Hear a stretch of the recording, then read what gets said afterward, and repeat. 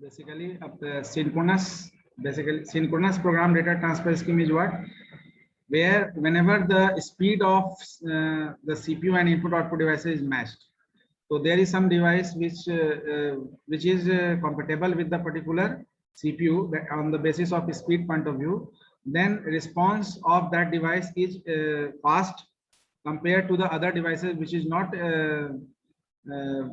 Compatible with the CPU. तो CPU से जो स्पीड जिसका मैच करेगा वहां पर सिंक्रोनस आपका डेटा ट्रांसफर होगा.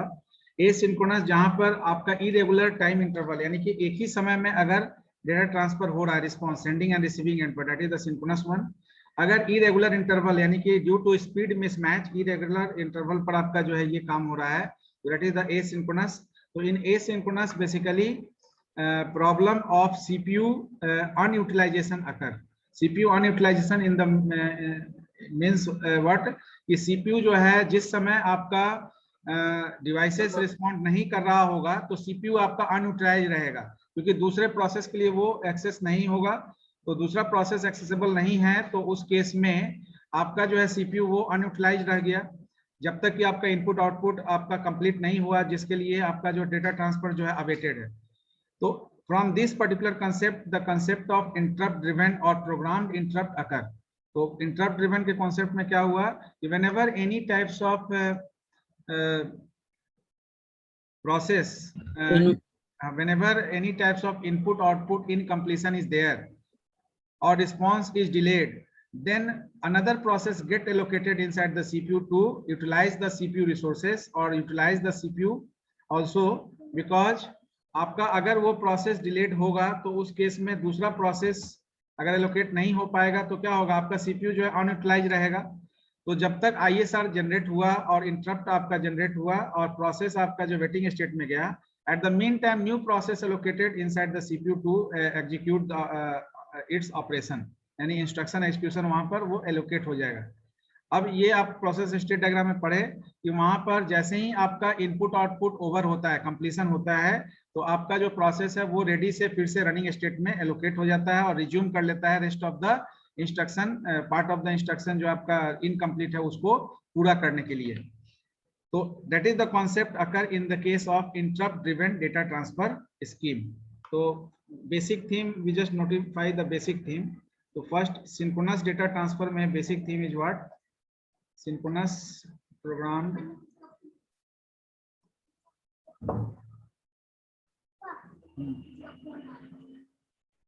से बात करें.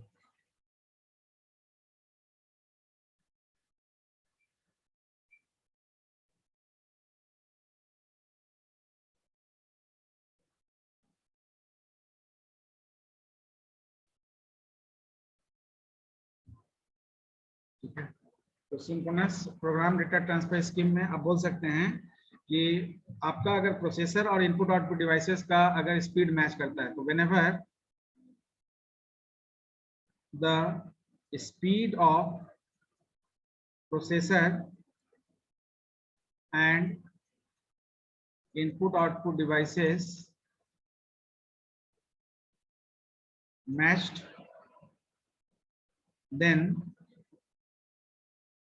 mode of data transfer is known as synchronous program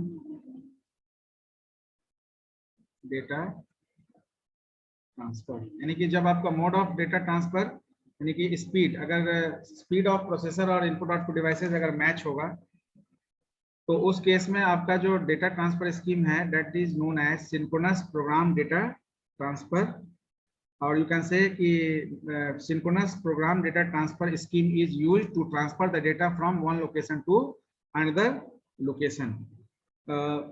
अब इसमें क्या होगा, डेटा कहां से कहां ट्रांसफर होगा, रोहित बताइए.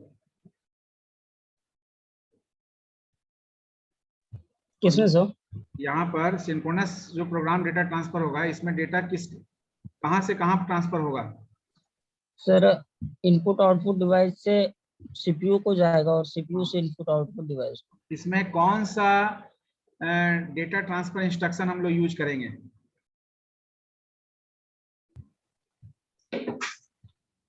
सर डीएम डेटा में डीटी सर डेटा ट्रांसफर हैं? DT sir.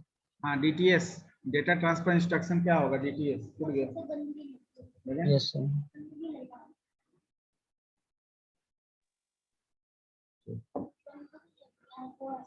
हाँ तो कौन सा इंस्ट्रक्शन होगा? सर इंस्ट्रक्शन सर कमांड के थ्रू। हाँ नेमोनिक्स ये बताए थे ना, हम लोग डिस्कस किए थे सर ना। Move load store and push pop. Data can be transferred from और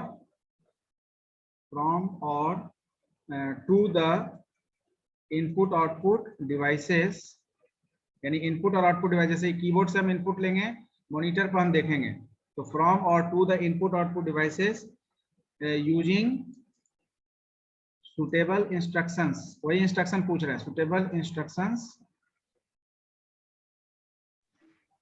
सी में क्यू बेसिक में आप इनपुट के लिए क्या लिखते हैं? Input sir. इनपुट। आउटपुट के लिए प्रिंट। तो हम लोग इसमें ओपी कोड फील्ड में डेटा ट्रांसफर के लिए, इसके लिए कौन कौन सा इंस्ट्रक्शन डिस्कस किए थे? पुश मूव और लोड। Push move load. नहीं नहीं नहीं, नहीं। किस चीज के लिए sir? In and out discuss किए थे ना। Yes sir, yes sir. In and out instructions.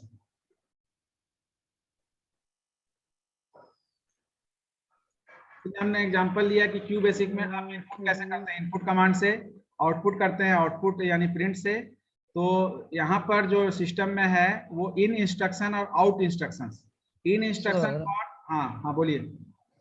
Sir ऐसे तो सर सी में भी प्रिंट कमांड से सर इनपुट भी करते हैं आउटपुट, बट सर सीन का यूज करना पड़ता है हम लोग को सीन कराने के लिए। तो सर उसी तरह इसमें सर यदि इन का यूज करेंगे तो फिर सर लोड का यूज नहीं करना होगा हम लोग को। नहीं नहीं नहीं नहीं, लोड का काम अलग है। लोड का काम है कि मेमोरी और रजिस्टर के बीच में आपका मूवमेंट कराना डेटा को, ठीक है ना। यहाँ इन और आउट का केस है इनपुट टर्मिनल और output terminal. We are discussing input output devices ना। Yes sir. Input output devices में in instruction is for input terminal, out instruction is for output terminal. तो whenever you are writing program in QBasic, so to handle keyboard you want to use input statement, and to handle monitor you want to use print. So in C language also you use printf for handling monitor or the display section, or you use scanf to handle the particular keyboard. That's why the standard input output header file is included in your program whenever you are writing C program. तो C program जैसे लिखते हैं तो वहाँ printf is for output and scanf is for input. In QBasic you are using print as an output statement and input as an input statement. तो उसी तरह से assembly language में जो हमारा in instruction is for handling input terminal, यानी कि movement of data in between processor and the input terminal, ठीक है ना। And out instruction is notify for transferring the data in between processor and the output terminal. Because हम लोग पहले से ही जानते हैं कीबोर्ड से जो भी डेटा हम इंटरफेस को भेजते हैं वो अपलोड होता है 01 के फॉर्म में। प्रोसेसर उसी 01 के फॉर्म में डेटा को प्रोसेस करता है, फिर प्रोसेसर इंटरफेस के थ्रू आउटपुट डिवाइस को भी 01 के फॉर्म में ही डेटा सबमिट करता है। लेकिन आपका आउटपुट डिवाइस उस 01 का कन्वर्जन करता है इक्विवेलेंट कोडिंग पैटर्न के हिसाब से कैरेक्टर सेट में, जिसको हम लोग डिस्प्ले होता हुआ देखते हैं स्क्रीन पर। तो जब वो डिस्प्ले होता है तो उसके अकॉर्डिंगली हम उसको एनालाइज और रिकॉग्नाइज कर पाते हैं, ठीक है ना। तो यहाँ पर इन इंस्ट्रक्शन का क्या यूज है? इन इंस्ट्रक्शन का यूज है to transfer the data from input device, and out instruction का क्या यूज है? To send the data. Out instruction का काम है to send the data whenever the particular instruction is issued. तो बेसिक काम क्या, बेसिक नोटिफिकेशन दोनों का क्या रोल है? इनका क्या है बताइए? ये इंस्ट्रक्शन जब हम लोग डिस्कस किए थे वहां पर नोटिफाई किए थे, तो इनका क्या है? एक minute,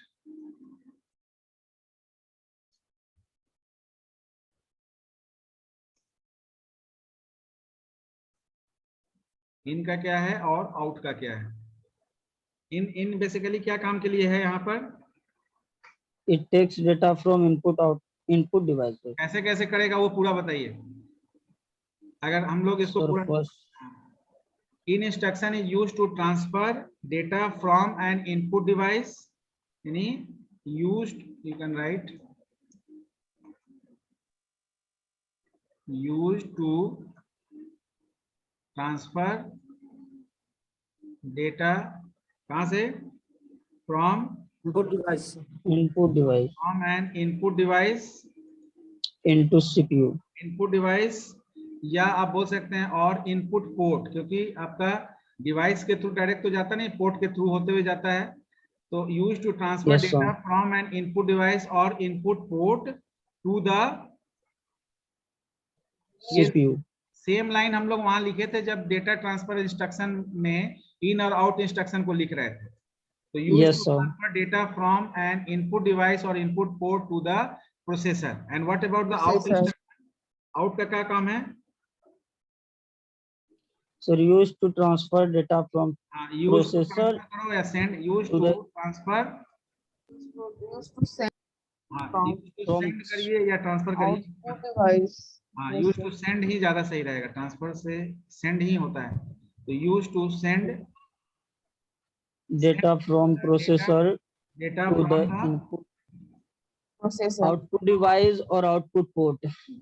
from the processor to an The output device. processor. अभी जो हम लोग बताए, इनपुट डिवाइस से अपलोड करते हैं इंटरफेस sir. पर, वहां से प्रोसेसर लेता है, फिर प्रोसेसर उसको प्रोसेस करने के बाद फिर इंटरफेस को देता है, और फिर इंटरफेस से आपका आउटपुट चैनल को आता है। यानी कि use to send data from processor to an output device और आउटपुट पोर्ट, आउटपुट डिवाइस और output port. Is it clear? तो अब इस केस में क्या है कि ये इन और आउट, अगर आपका स्पीड मैच करेगा तो ये फास्ट होगा ना। तो as an input output devices and the processor match in the speed, तो आपका क्या होगा, input output devices are always ready to transfer data when the processor issues in and out instructions. Is it clear? Yes, sir. तो आपका जब भी इन और out होगा, आप जैसे प्रोग्राम में इन आउट लिखते हैं, तो यहाँ पर भी जब भी in out instruction processor initiate करेगा, तो अगर आपका स्पीड मैच करता होगा तो जैसे ही इनिशिएट करेगा इमीडिएटली आपका ये रिस्पांस डिवाइस करेगा और वहां पर सिंक्रोनस मोड में डेटा ट्रांसफर एस्टेब्लिश हो जाएगा। लेकिन ये रेयरली है कि आपका स्पीड मैच करेगा, हमेशा ऐसा जरूरी नहीं है कि आपका speed of the particular devices match with the processor. तो उस केस में ये आपका जो है, ये रेयरली ये डेटा ट्रांसफर स्कीम यूज हुआ, ठीक है ना। तो सेकंड जो option a synchronous program data transfer का आया, यहाँ पर अब ये क्या है कि ये पॉइंट था कि आपका स्पीड मिसमैच करेगा, तो स्पीड मिसमैच करेगा तो ऑब्वियसली है कि आपका सीपीयू आइडल स्टेट में जाएगा। जब तक आपको उसको Yes, sir. इंफॉर्मेशन प्रोसेस नहीं होगा तो क्या होगा, मैच अगर स्पीड कर गया तब तो इमीडिएटली रिस्पॉन्ड करके काम हो जाएगा, लेकिन अगर मैच नहीं हुआ तब उस Sir, केस, idle में चला जाएगा। हाँ, तब सीपीयू के पास कोई काम नहीं रहेगा, तो सीपीयू अनयूटिलाइज ढंग से वहां पे अनयूटिलाइज रह जाएगा। तो आपका क्या है, ओएस जो है, जो उसका बेसिक गोल है वो पूरा नहीं हो रहा है, यानी कि आपका थ्रूपुट आपका जो अफेक्टेड हो रहा है। तो थ्रूपुट को मेंटेन करने के लिए asynchronous programme data transfer scheme में जब आप गए तो एसिंक्रोनस में आपका ड्रॉबैक को देखते हुए इंटरप्ट ड्रिवन का कॉन्सेप्ट लाया गया। लेकिन अब ये तीनों ही तरह के डेटा ट्रांसफर स्कीम में सीपीयू का इंटरवेंशन था, जबकि जब डेटा आपका जो है दो टर्मिनल के बीच में ट्रांसफर हो रहा है, पेरिफेरल और मेमोरी के बीच में हो रहा है, मेमोरी और पेरिफेरल के बीच में हो रहा है, तो उस केस में सीपीयू इंटरवेंशन जो है अगर ना किया जाए तो डेटा फास्ट मैनर में मूवमेंट कर पाएगा। तो that is the reason behind thinking about DMA data transfer scheme, जिसको हम लोग डीएमए कंट्रोलर भी डिस्कस करेंगे। इंटेल 8086 में भी एक डीएमए कंट्रोलर यूज हुआ, that is the specific name of that DMA controller is 8257. 8257 is the DMA controller used in Intel 8086 to perform or initiate DMA operation. We just discussed that DMA controller also. So in next class we just yes Rohit बताइए। Sir एक sir sir सी में problem है sir, वो trimmer sir काम नहीं कर रहा, तो अनडिफाइंड सिंबल्स बता रहे हैं। सी में कहाँ पर आपका एडिटर को कंपाइलर पर कर रहा है ना, या आईडी पर? सर कंपाइलर वो उस पे सर, वो जो था कंपाइलर ही है सर ऑनलाइन ऑनलाइन? सी में। नो सर, ऑफलाइन में। अच्छा, ट्रिम क्या मतलब लेफ्ट ट्रिम राइट ट्रिम ये करना है ना, ट्रिमिंग करना है आपको स्ट्रिंग का? Yes sir. ठीक है, उसका हम कोड लिख के सर भेज देंगे। अनडिफाइंड सिंबल्स बता रहे हैं। Okay sir. अनडिफाइंड सिंबल और function. Function sir, sir symbols ही बता रहे हैं सर, फंक्शन तो बता ही नहीं रहते। अच्छा, ठीक है, उसको हम करके भेज देंगे। ठीक है, okay sir, thank you sir. Next class में we just resume the particular topic.